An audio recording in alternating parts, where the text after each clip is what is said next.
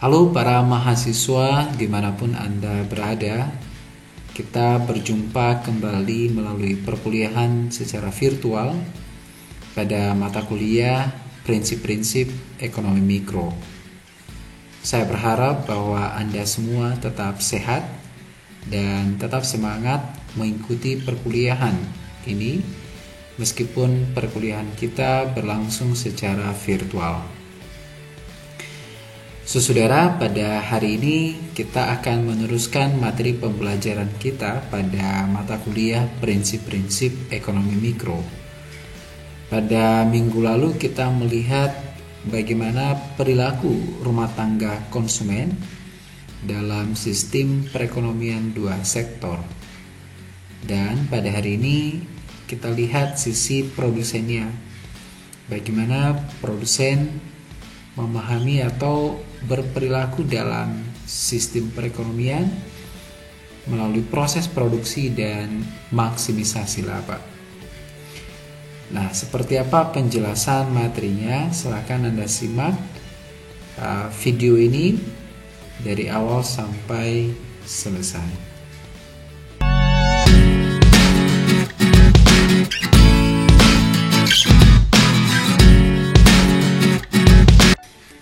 Saudara, kalau kita kembali kepada siklus ekonomi dua sektor yang sudah kita ulang-ulang pada pertemuan sebelumnya, bahwa dalam sistem perekonomian dua sektor ada dua pelaku ekonomi yang kita kenal. Yang pertama adalah perusahaan atau firm, dan yang kedua adalah rumah tangga atau household. Nah, interaksi kedua pelaku ekonomi ini bisa dalam bentuk interaksi di pasar output ya maupun di pasar input. Nah, jadi bagaimana perilaku rumah tangga household dalam memasarkan atau dalam memasarkan faktor produksi yang dimilikinya ke perusahaan, serta bagaimana perilaku rumah tangga household ini dalam menanggapi perubahan output yang dijual oleh perusahaan. Kita sudah diskusikan pada minggu yang lalu. Nah, pada minggu ini yang kita akan lihat adalah sisi perusahaannya atau sisi supply-nya, produsennya. Jadi produsen atau perusahaan akan memproduksi output yang akan ditawarkan ke rumah tangga, di mana dalam proses produksi output tersebut menggunakan input yang diperoleh dari rumah tangga perusahaan. Apakah itu dalam bentuk tenaga kerja maupun dalam bentuk modal. Nah, seperti apakah rumah tangga atau bagaimanakah perusahaan ini kemudian bekerja atau berinteraksi dalam kegiatan ekonomi atau dua sektor? Mari kita akan coba lihat beberapa asumsi yang mendasarinya terlebih dahulu. Yang pertama, bahwa bentuk pasar yang dihadapi oleh perusahaan adalah pasar persaingan sempurna atau perfect competition market. Yang kedua, karakteristiknya adalah yaitu di mana terdapat banyak perusahaan dalam pasar, artinya bahwa penjual sangat banyak, sehingga suatu perusahaan kalau kita ukur size-nya atau ukurannya adalah merupakan bagian terkecil dari sekian banyak produsen yang ada di pasar. Sehingga maka si perusahaan ini tidak bersifat atau tidak menjadi price maker, melainkan dia menjadi price taker. Itu yang pertama. Yang kedua, produk yang dijual di pasar perfect competition market itu sifatnya homogen. Ya, jadi nyaris tidak bisa dibedakan perbedaan antara produk yang dihasilkan perusahaan satu dan perusahaan dua. Nah, yang ketiga, perusahaan di sini ya posisinya seperti yang saya katakan tadi adalah menerima harga karena perusahaan adalah ukurannya sangat kecil dari ukuran industri yang ada. Nah, sehingga karena ukurannya sangat kecil atau merupakan bagian terkecil dari pasar kontribusinya, maka perusahaan ini menjadi price taker, yaitu menerima harga yang berlaku di pasar, di mana harga terbentuk atau terjadi berdasarkan interaksi antara demand dan supply. Dan yang terakhir adalah bahwa perusahaan mudah masuk dan keluar dari pasar. Artinya bahwa tidak ada hambatan atau restriksi kepada calon perusahaan baru yang ingin masuk ke pasar menggeluti bisnis yang serupa. Ya, jadi tidak ada hambatan-hambatan atau restriksi kepada para calon pelaku usaha baru untuk menggeluti usaha yang sama. Dan yang kedua adalah perusahaan pada saat-saat tertentu ya ketika dia katakan rugi atau tidak mengalami keuntungan, ya maka dia bisa keluar tanpa ada hambatan juga. Nah, inilah beberapa asumsi-asumsi yang mendasari analisis kita memahami perilaku rumah tangga. Saya ulang, memahami perilaku perusahaan dalam siklus ekonomi yang kita lihat di awal.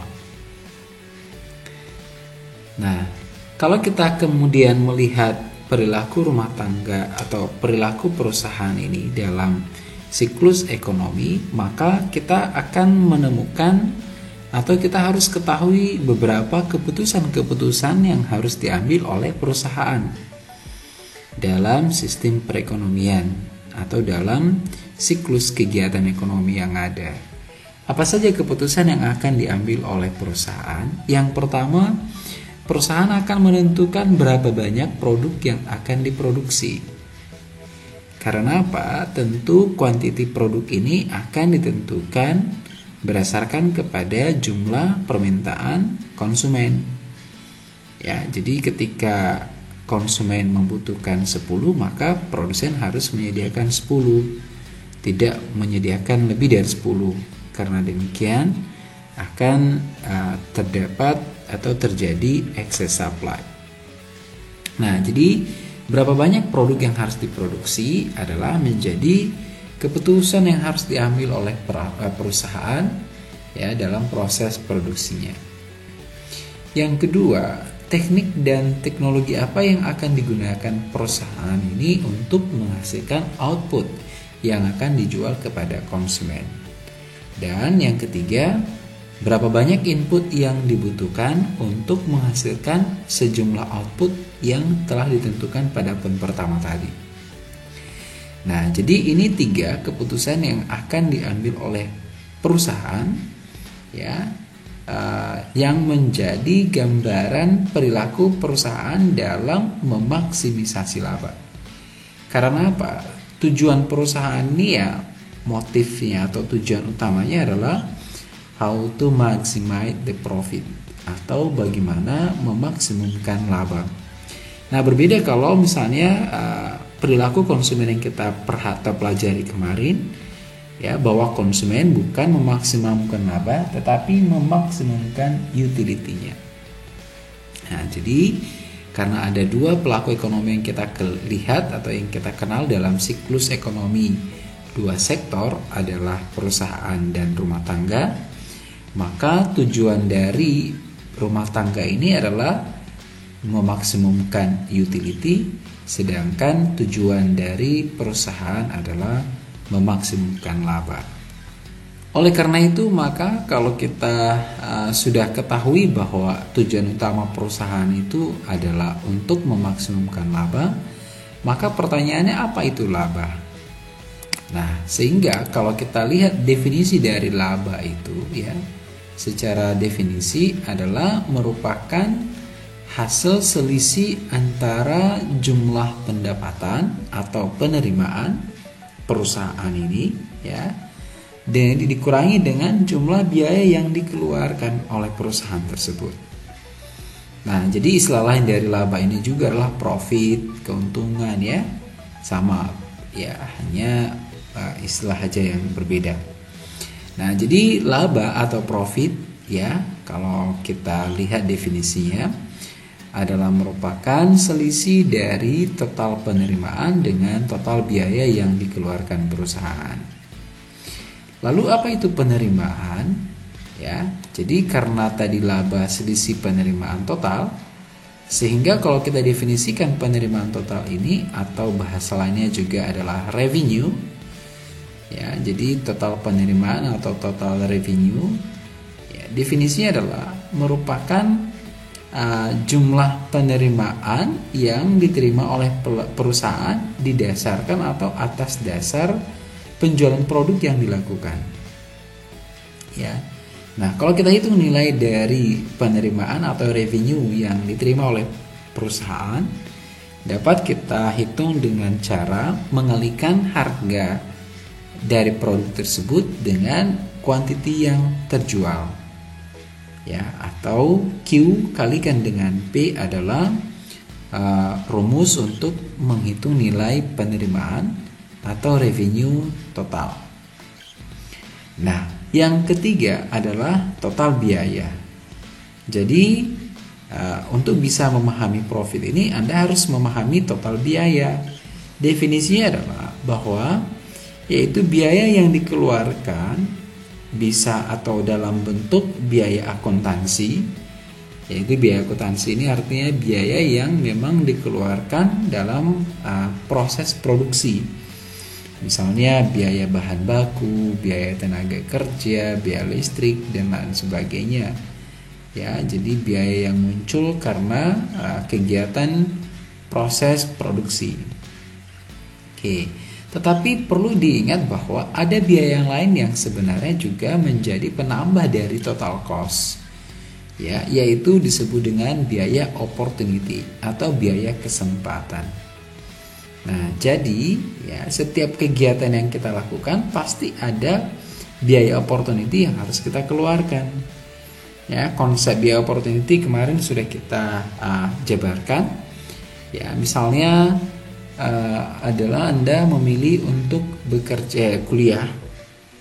Maka biaya opportunity yang Anda korbankan ketika Anda memilih untuk kuliah adalah besaran gaji yang harus Anda atau yang semestinya Anda terima ketika Anda bekerja. Jadi karena Anda memilih untuk kuliah dan tidak bekerja, maka pengorbanannya adalah gaji yang harusnya diterima kalau bekerja. Nah, ini yang disebut dengan biaya opportunity. Nah, biaya opportunity dalam proses atau dalam perhitungan total biaya ini dapat kita definisikan adalah yaitu biaya bunga atau istilahnya pendapatan yang mestinya kita dapatkan kalau misalnya modal yang kita miliki itu kita gunakan untuk kegiatan atau kita tabung, misalnya investasi dalam bentuk reksadana. Ya. Nah, jadi penerimaan itu kita sebut dengan yaitu disebut dengan tingkat penghasilan normal. Ya, atau normal rate of return.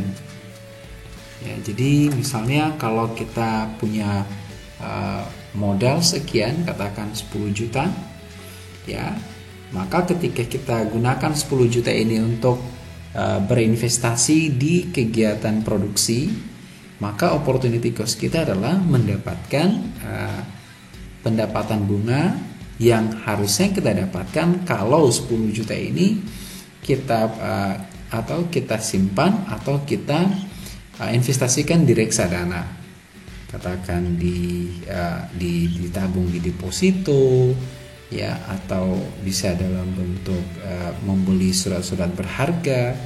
Ya, tentu akan ada pendapatan yang akan kita peroleh dengan mengikuti kegiatan investasi yang lain, bukan kegiatan investasi produksi. Nah, itu yang disebut dengan biaya opportunity atau biaya kesempatan. Nah, jadi sehingga biaya ekonomis yang harusnya kita hitung adalah selisih antara total penerimaan dengan hasil penjumlahan biaya ini, yaitu biaya akuntansi dan biaya opportunity. Nah, berbicara tentang biaya ya, maka biaya yang akan muncul ini nanti kita akan lihat pada teori biaya ada dua bagian atau ada dua versi, bergantung kepada cara memandang jangka waktu yang kita gunakan dalam proses produksi. Ya, jadi dalam kegiatan produksi kita kenal ada dua jangka waktu, yaitu disebut dengan jangka pendek atau short run dan jangka panjang atau long run. Nah, ketika kita menganalisis nanti teori biaya, ada biaya jangka pendek dan ada biaya jangka panjang. Lalu apa perbedaannya ini? Ya, antara short run dan long run. Ya, nah perbedaannya adalah, yaitu kalau pada long run, ya, tidak ada faktor produksi yang tetap. Artinya semua faktor produksi yang kita gunakan adalah sifatnya variabel. Variabel artinya berubah sepanjang waktu yang long run tadi. Ya, itu yang disebut dengan long run. Itu salah satu karakteristiknya. Yang kedua, perusahaan yang baru bisa masuk atau memulai bisnis yang sama, atau bisa bahasa lainnya adalah entry to industry. Jadi perusahaan baru boleh memasuki pasar yang atau memasuki industri yang ada. Itu dalam jangka panjang itu dimungkinkan. Atau malah sebaliknya, perusahaan yang sudah ada di pasar atau di industri ya memungkinkan keluar. Ya, mungkin karena bangkrut dan lain sebagainya. Nah, jadi kalau itu kenyataannya atau gambarannya, maka analisa kita disebut dengan analisa jangka panjang atau long run. Nah, seperti apakah analisa dalam jangka pendek atau short run ini? Ya, yaitu penggunaan faktor produksi tidak lagi bersifat variabel. Artinya bahwa tidak dimungkinkan penambahan, pengurangan faktor produksi yang kita gunakan, karena dia sifatnya jangka pendek. Ya. Nah, jadi dalam jangka pendek semua faktor produksi itu kita anggap tetap. Ya, jadi misalnya mau menambah tenaga kerja, tentu akan mengikuti mekanisme pertama pengumuman, seleksi, kemudian pelatihan sampai pada penempatan si tenaga kerja. Nah, ini kan membutuhkan waktu yang cukup lama. Ya. Sehingga bahwa gambaran short run di sini ya, menambah tenaga kerja itu sesuatu hal yang tidak mungkin dilakukan dalam jangka pendek. Kemudian ya, tidak ada perusahaan yang masuk dan keluar industri karena sifatnya adalah jangka pendek. Nah, inilah gambaran dari short run dan long run. Gambaran short run dan long run ini nanti kita akan sering diskusikan ke depan ya, pada beberapa teori yang akan kita pelajari, yaitu misalnya tadi biaya, teori biaya jangka pendek dan teori biaya jangka panjang. Nah, ini salah satu gambaran ya, mengaplikasikan short run dan long run ini. Nah, pada pertemuan hari ini Anda harus paham arti dari short run dan long run ya. Jadi long run itu bukan karena sekian 10 tahun, ratusan tahun, tidak demikian. Dia dikatakan long run apabila dalam kondisi tersebut memungkinkan semua faktor produksi yang kita gunakan ya adalah sifatnya variabel, artinya bisa berubah. Tetapi kalau misalnya kondisinya tidak bisa berubah, itu namanya adalah kondisi short run atau jangka pendek.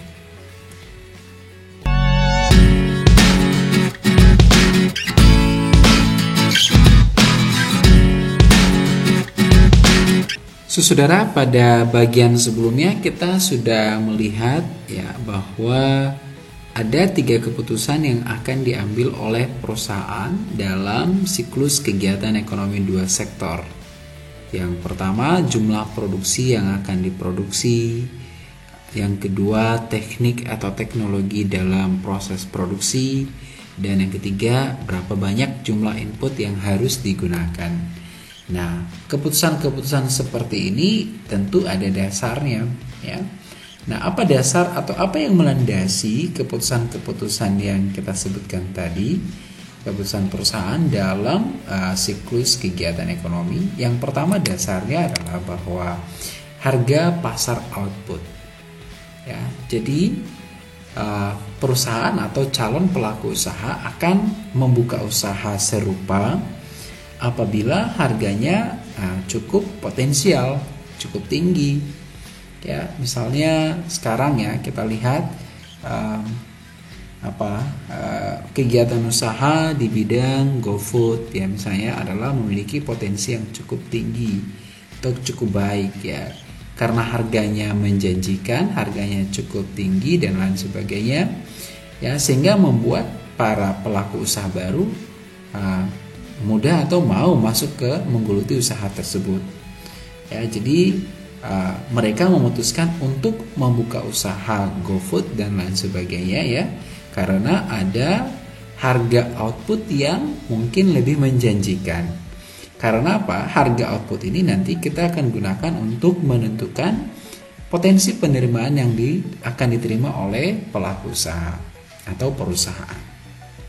Ya.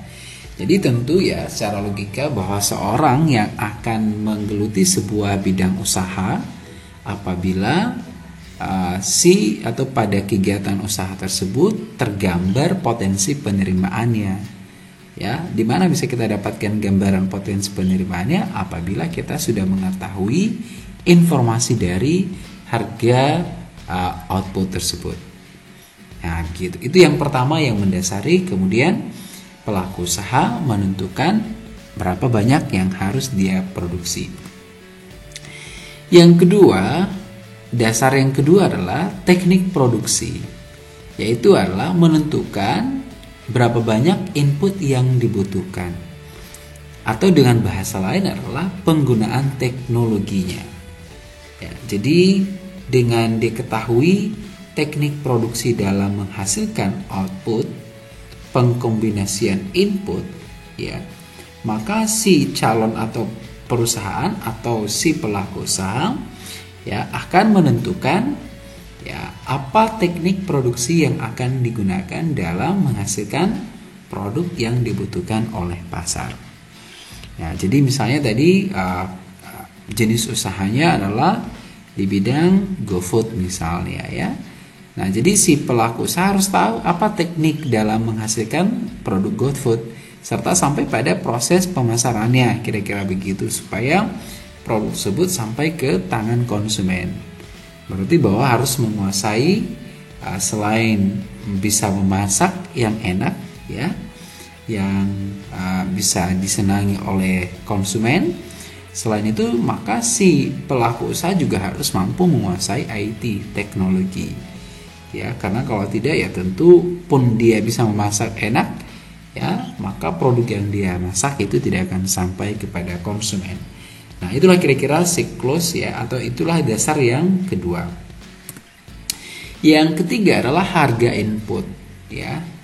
Jadi harga input ini akan menentukan jumlah biaya yang akan dibutuhkan dalam proses produksi. Ya, jadi ada kalanya nanti kondisinya misalnya begini ya. Potensi penerimaannya ada ya, artinya menjanjikan. Kemudian si pelaku usaha tahu bagaimana cara menghasilkan produk tersebut. Tetapi terkendala karena si pelaku usaha tidak punya modal sehingga dia tidak bisa membeli input yang dibutuhkan. Maka di sini juga akan menghambat proses produksi. Ya, jadi harga input ya ini tentu membutuhkan atau memberikan gambaran kepada si pelaku usaha berapa banyak yang harus dibutuhkan untuk kegiatan usaha tersebut. Nah, misalnya tadi kalau kita lihat contohnya adalah makanan GoFood ya, maka si pelaku usaha harus tahu berapakah harga aplikasi kalau misalnya dibeli. Yang kedua, berapa harga bahan baku dari makanan tersebut. Kalau misalnya ayam goreng, berapa harga ayam dan seterusnya. Lalu kemudian bagaimana bentuk atau berapa harga kemasan dari produk yang akan dijual dan lain sebagainya. Nah, jadi itulah yang akan kemudian menentukan ya berapa biaya yang harus dibutuhkan oleh si pelaku usaha untuk menggeluti kegiatan usaha tersebut. Nah, setelah kita memahami ya dasar-dasar dalam pengambilan keputusan untuk melakukan kegiatan usaha, ya, serta kita tahu juga bahwa kegiatan usaha itu tujuan utama adalah memaksimumkan laba, ya. Maka dalam kegiatan proses produksinya, ya, haruslah optimal juga, ya. Jadi optimal di sini adalah penggunaan sumber daya secara optimal agar outputnya juga optimal. Nah, seperti apakah metode produksi yang optimal itu? Ya, kita bisa lihat dari gambar begini ya, bahwa untuk mencapai laba yang maksimum, karena itu tujuan perusahaan ya, motif seorang atau pelaku usaha untuk membuka usahanya adalah untuk menggapai laba yang maksimum.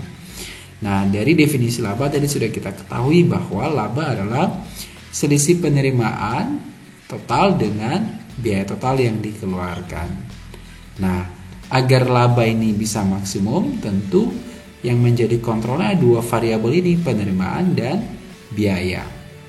Nah, kalau penerimaan itu bisa kita lihat informasinya dari harga outputnya, ya. Jadi kalau misalnya harga outputnya menjanjikan, itu akan bisa menentukan penerimaan yang optimal juga, ya. Kemudian kalau dari biayanya bisa kita lihat dari teknik produksinya dan harga input yang akan kita gunakan. Nah, di mana kedua variabel ini nanti akan menentukan biaya total yang akan kita gunakan serta metode produksi kita agar optimal. Sehingga dengan demikian kita bisa mencapai laba yang optimal. Nah, jadi inilah metode produksi optimal ya, yaitu didasarkan kepada informasi harga output ya, yaitu dasarnya tadi apa? Harga outputnya menjanjikan tidak, teknik produksi apa yang kita gunakan untuk menghasilkan produk, kemudian berapa harga input yang akan kita beli. Misalkan modal ya, berapa harga panci misalnya ya, karena panci adalah barang modal untuk membuat masakan GoFood. Berapa harga kompor, berapa harga peralatan dapur lainnya dan lain sebagainya. Ya, ini adalah dari harga input ini. Nah, kemudian bagaimana cara memproduksi, bagaimana cara menggoreng ayam goreng yang enak. Ya, kira-kira begitu adalah merupakan teknik produksi. Di mana semua ini nanti akan berhaluan kepada penciptaan laba yang maksimum. Nah, ini ya. Jadi dengan metode produksi yang optimal akan mengarah kepada penciptaan atau menghasilkan laba yang maksimum. Oke, nah, saudara, ketika kita sudah paham bagaimana metode produksi yang optimal itu, ya, yaitu didasarkan pada ketiga variabelnya yang harus diketahui, yaitu adalah harga outputnya, kemudian teknik produksi dan harga input. Maka sekarang kita lihat bagaimanakah proses produksinya. Nah, berbicara tentang proses produksi, ya, definisinya adalah bahwa produksi itu merupakan proses mengkombinasikan ya atau mengolah input menjadi output, ya. Ya, misalnya bahan baku kita kombinasikan dengan tenaga kerja dan akan menghasilkan output. Nah, ketika kita menghasilkan output ya dengan mengkombinasikan input yang ada, itu yang disebut dengan proses produksi. Ya, jadi kalau misalnya kegiatan usaha yang mau digeluti adalah makanan GoFood, maka proses produksinya adalah bagaimana cara mengkombinasikan tenaga kerja yang ada untuk memasak makanan yang enak ya, sehingga menghasilkan output adalah makanan yang enak yang siap dijual kepada konsumen. Nah, itu yang disebut dengan proses produksi. Dalam proses produksi ini kita kenal adanya teknologi, ya. Jadi teknologi di sini bukan tidak semata-mata penggunaan alat yang terbarukan, ya. Jadi dalam teori produksi, teknologi produksi ini kita sebut sebagai hubungan antara jumlah input dan output. Ketika tadi misalnya tenaga kerja kita gunakan untuk memasak makanan GoFood, ya. Nah, ketika dia akan menghasilkan output masakan enak yang siap dijual kepada konsumen, maka sesungguhnya situ juga atau dalam proses menghasilkan produk makanan enak tadi ada teknologi yang sebenarnya kita terapkan di dalamnya. Yaitu apa? Yaitu peracikan bumbu yang pas, ya kan? Ya, ada juga yang memasak sekedar memasak tetapi yang nggak enak. Ada misalnya terlalu asin atau kurang garam, ya, kurang wangi dan lain sebagainya, ya, karena dia asal memasak begitu saja. Tetapi orang yang menggunakan teknik-teknik tertentu, ya, sehingga menghasilkan masakan yang enak, ya, itu yang disebut dengan teknologi produksi, ya. Jadi teknologi produksi dalam teori produksi adalah merupakan hubungan jumlah input dan output. Nah, teknologi ini kita bisa pola dia dalam dua bentuk, ya, teknologi produksi ini. Yang pertama adalah teknologi labor intensif atau teknologi padat karya, ya, yaitu apa? Sebuah teknologi atau teknologi di mana dalam proses produksinya lebih banyak menggunakan tenaga kerja daripada modal. Kalau misalnya ada dua input yang kita gunakan dalam proses produksi adalah modal dan tenaga kerja, ya. Jadi ketika kita memilih lebih banyak menggunakan tenaga kerja daripada modal, ini juga merupakan teknologi. Tetapi namanya teknologi padat karya. Nah, itu ya. Jadi konsep teknologi ini harus Anda paham, ya, bahwa tidak karena ada alat canggihnya, tidak sebenarnya. Tetapi bagaimana menggunakan input yang ada sehingga bisa menghasilkan output yang optimal. Itu yang disebut dengan teknologi. Oke. Sehingga teknologi tadi kita bisa pola dua, ya. Yang pertama teknologi padat karya atau labor intensif. Apabila dalam proses produksinya, ya, kita lebih banyak menggunakan tenaga kerja daripada modal. Nah, sebaliknya kalau kita lebih banyak menggunakan modal daripada tenaga kerja, maka teknologi yang kita terapkan adalah teknologi capital intensif atau teknologi yang padat modal. Nah, inilah yang disebut dengan pemahaman terhadap proses produksi. Lalu proses produksi ini nanti akan atau bisa digambarkan dalam sebuah fungsi namanya fungsi produksi.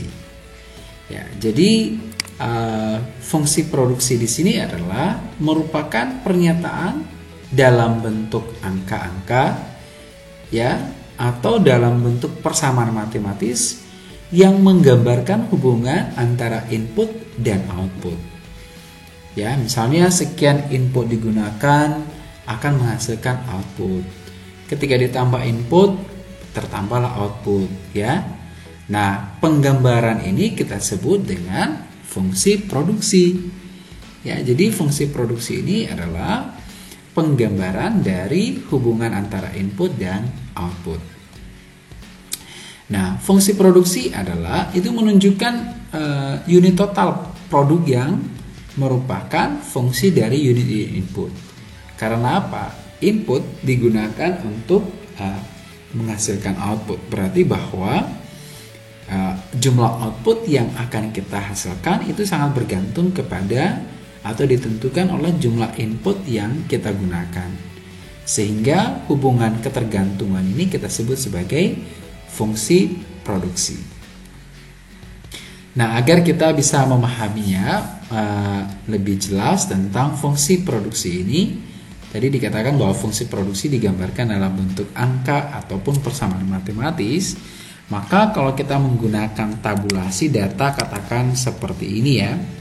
Misalnya ada jumlah tenaga kerja yang akan digunakan untuk menghasilkan output. Ya, ketika tidak ada tenaga kerja yang digunakan, ya maka tidak ada output yang dihasilkan. Lalu kemudian ketika ditambah tenaga kerjanya menjadi 1, maka total outputnya adalah 10. Kemudian ditambah lagi menjadi 2, outputnya bertambah dari 10 jadi 25.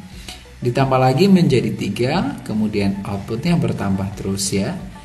Kemudian sampai pada penggunaan tenaga kerja sebanyak 6 orang, maka akan bertambah output menjadi 42 ya.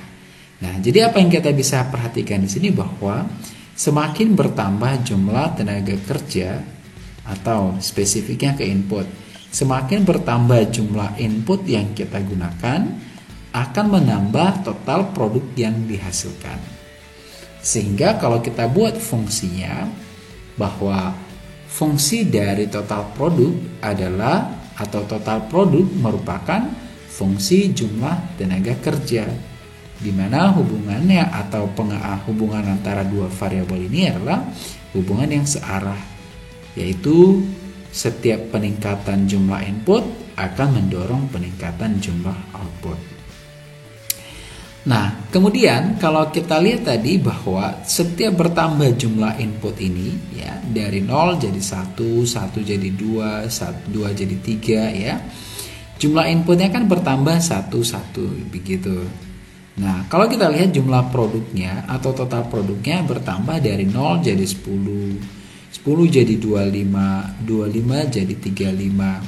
Nah, kalau kita selisihkan pertambahan ini ya, misalnya dari 25 dari 10 ke 25 ya, atau dari 0 ke 10. Berarti bahwa dari 0 ke 10 ini selisihnya adalah 10. Nah, 10 ini kita sebut dengan produk marginal atau produk tambahan. Produk tambahan yang muncul karena penambahan jumlah tenaga kerja dari sebelumnya 0 menjadi 1. Ya, tambahan produknya berapa? Adalah 10. Dari sebelumnya 0 menjadi 10. Berarti marginal produknya adalah 10.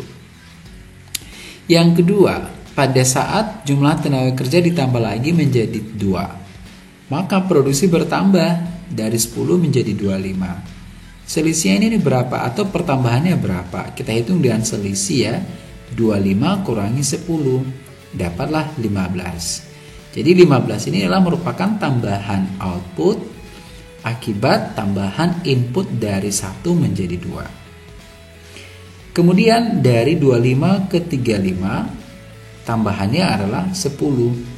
Karena 35 kurang 25 sama dengan 10.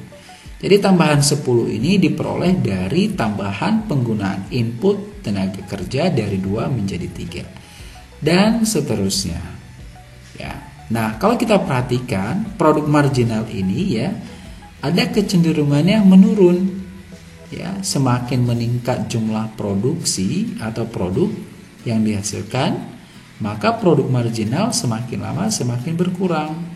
Mula-mula dari 10 menjadi 15, kemudian 10 lagi, lalu 5 dan 2.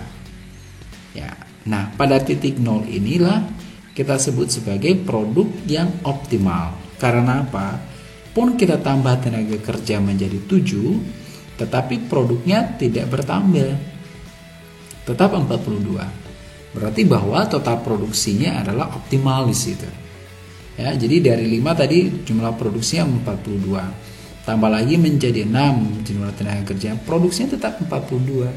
Ketika tidak ada pertambahannya lagi, maka ini menunjukkan bahwa inilah merupakan produksi yang paling optimal.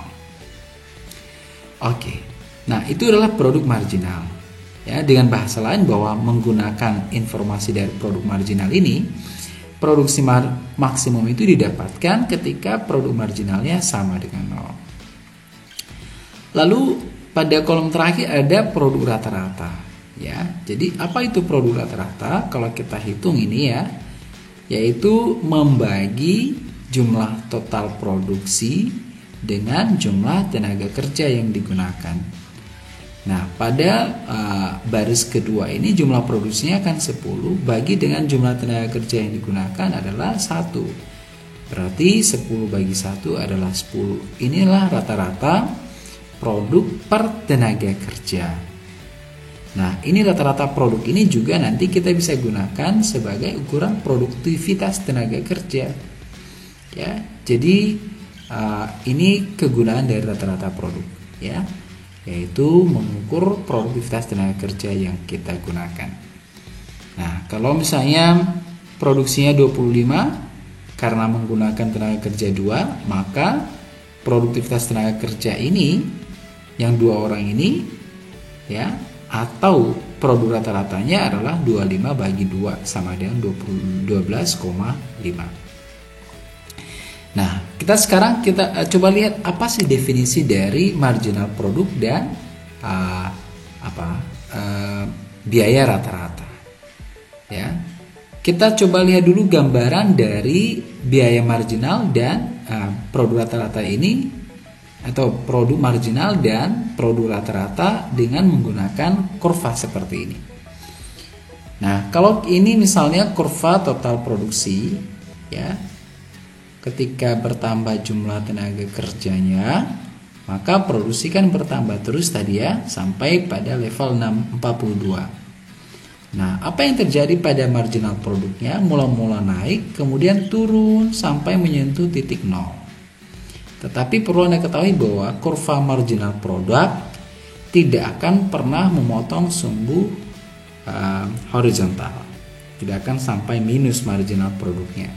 Paling rendah dia di titik 0. Oke, itu yang disebut dengan marginal produk, ya. Nah, marginal produk ini secara definisi, ya, adalah merupakan tambahan output yang dihasilkan karena ada penambahan jumlah input. Ya, jadi produksinya bertambah dari 10 menjadi 35 karena ada penambahan input dari 1 menjadi 2, begitu. Ya, nah, penambahan input ini atau penambahan output karena penambahan input, ya, tentu juga berlaku asumsi ceteris paribus, ya. Artinya bahwa variabel yang lain yang mempengaruhi dari jumlah output, ya, dianggap konstan. Nah, kalau kita lihat tadi bentuk kurva dari marginal produk adalah sebuah kurva yang menurun ke bawah. Ini terjadi karena apa? Karena dalam marginal produk itu berlaku sebuah hukum namanya hukum the law of diminishing return. Ya, the law of diminishing return ini artinya apa? Adalah sebuah hukum, ya, yang dihasilkan atau yang dirumuskan oleh David Ricardo, ya, yaitu hukum yang hasil yang semakin menurun. Nah, jadi kalau kita lihat sejarahnya, hukum itu adalah rumusan dari atau cetusan dari David Ricardo yang didasari kepada pengamatannya pada produktivitas lahan produksi, ya. Jadi seperti apa? Ketika kita menggunakan suatu lahan, ya, kemudian kita terus berproduksi di situ, ya. Misalnya panen pertama, panen kedua, seterusnya. Ya, lama-lama nanti marginal produk dari lahan itu akan lama-lama menjadi berkurang, ya, dan seterusnya sampai pada lahan itu menjadi tandus dan tidak bisa digunakan lagi. Nah, ini katanya bahwa karena terjadi, ya, sebuah hukum namanya hukum tambahan yang semakin berkurang. Atau misalnya juga penggunaan tenaga kerja, ya. Jadi kalau tenaga kerja ini kita terus tambah, ya, maka penambahannya itu akan menambah jumlah produksi, total produksi, ya, tetapi bertambahnya jumlah produksi tadi, pertambahannya semakin lama semakin berkurang. Karena apa? Adanya hukum tambahan yang semakin berkurang. Ya, jadi hukum ini adalah merupakan hukum ketika unit tambahan suatu input variabel. Input variabel ini misalnya tenaga kerja, ya, dikatakan variabel karena terus bertambah atau berubah setiap waktu.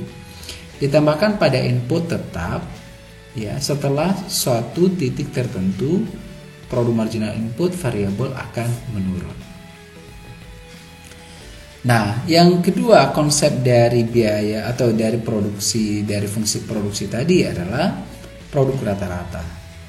Ya, jadi apakah itu produk rata-rata? Adalah jumlah rata-rata yang diproduksi oleh tiap faktor produksi variabel. Ya, jadi kalau faktor produksinya adalah tenaga kerja atau input variabelnya adalah tenaga kerja, maka rata-rata output yang dihasilkan oleh setiap tenaga kerja yang digunakan. Nah, sehingga tadi saya katakan bahwa rata-rata produk ini juga menjadi gambaran produktivitas. Ya. Jadi, produktivitas artinya adalah produk per tenaga kerja. Begitu. Nah, jadi itu yang disebut dengan produk rata-rata. Atau secara formula kita bisa hitungnya begini.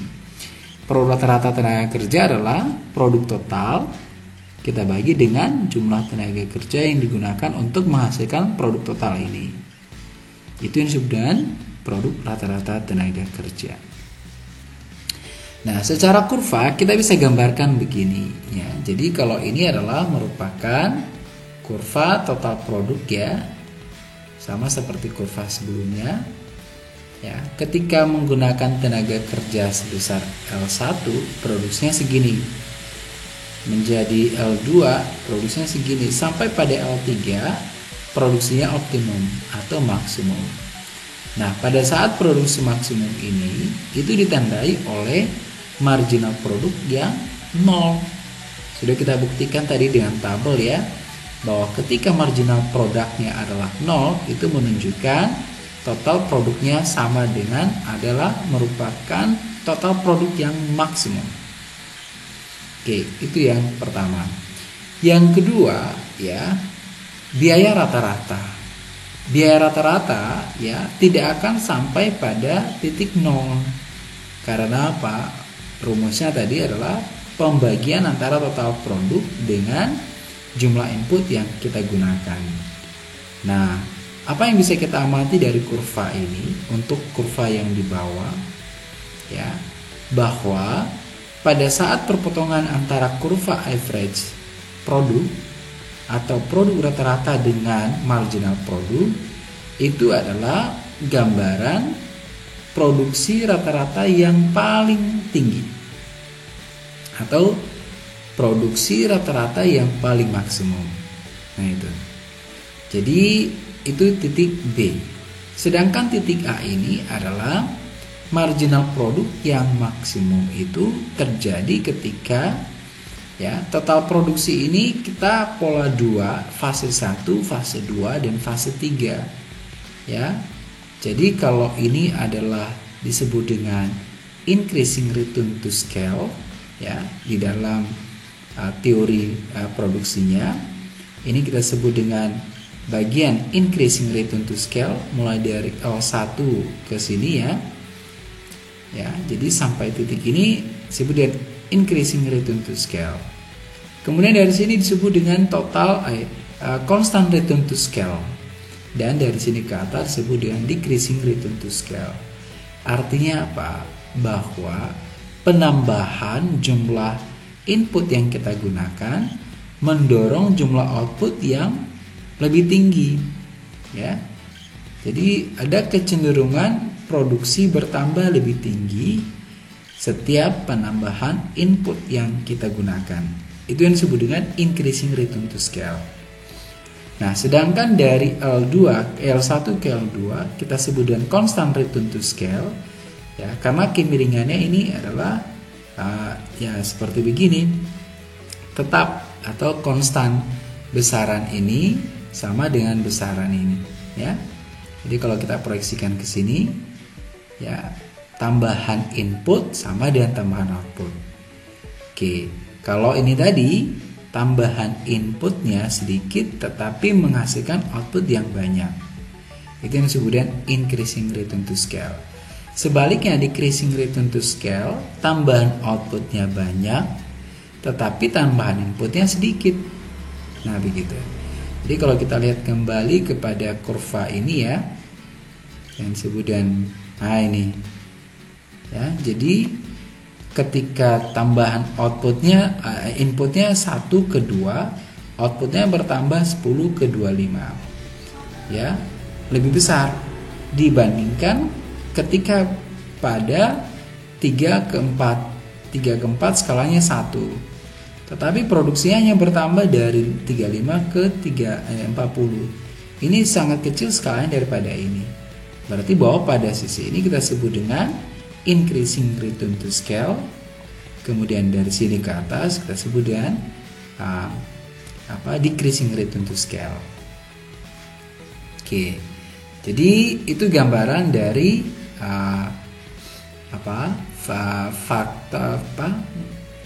fungsi produksi ya, fungsi produksi dan marginal produk serta biaya rata-rata.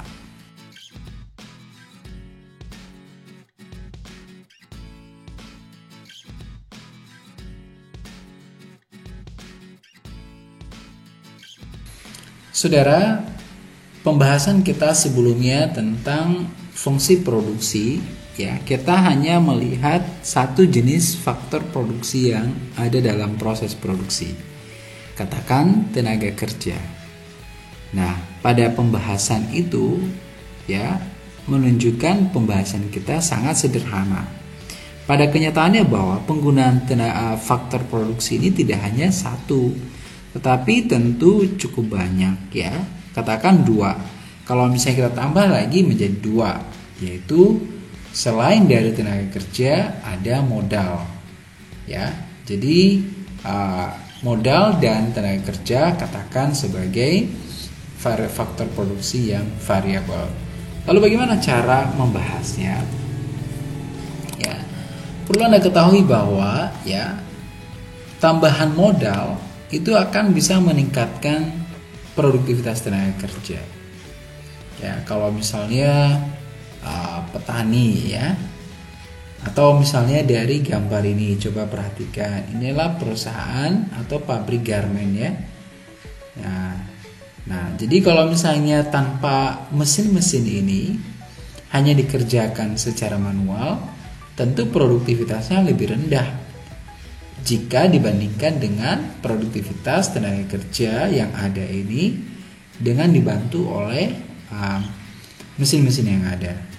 Oke, berarti bahwa modal di sini peranannya bisa mendorong peningkatan produktivitas tenaga kerja. Nah, sehingga kalau misalnya tidak ada tenaga kerja, yang ada hanya modal, ya, maka ya tentu tidak juga bisa ada proses produksi. Karena apa? Siapa yang akan mengoperasikan mesinnya ini kalau tidak ada manusianya? Sehingga bahwa manusia atau tenaga kerja dan modal ini adalah merupakan input yang saling melengkapi atau complement input. Jadi tenaga kerja melengkapi mesin ya, atau mesin melengkapi tenaga kerja. Ya, jadi itu kombinasi penggunaan dua faktor produksi dalam proses produksi. Nah, jadi gambarannya seperti apa fungsi produksinya ya.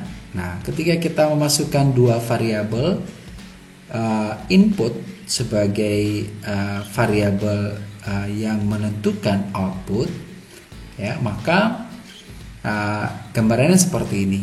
Misalnya produksinya adalah 100 popok bayi yang akan dihasilkan ya.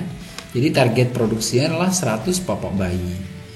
Nah, untuk menghasilkan 100 popok bayi ini, karena K dan L adalah input yang variabel, maka kita harus mengkombinasikan penggunaannya. Ya. Jadi pengkombinasian ini misalnya titik A, yaitu menggunakan modal hanya 2, tenaga kerja 10. Oke, itu kombinasi pertama. Kombinasi kedua, untuk mempertahankan jumlah produksi 100 ini, jumlah modal ditambah dari 2 menjadi 3. Tetapi konsekuensinya penurunan jumlah tenaga kerja. dan seterusnya. Ya. Jadi ketika barang modal ditambah penggunanya, konsekuensinya pengurangan jumlah tenaga kerja. Nah, ya, dengan catatan untuk mempertahankan ini ya. Nah, apa yang kita bisa lihat dari kondisi A, B, C, dan D, E ini sesungguhnya adalah teknologi. Ya, yaitu apa? Pengkombinasian penggunaan modal dan tenaga kerja, itu yang disebut dengan teknologi.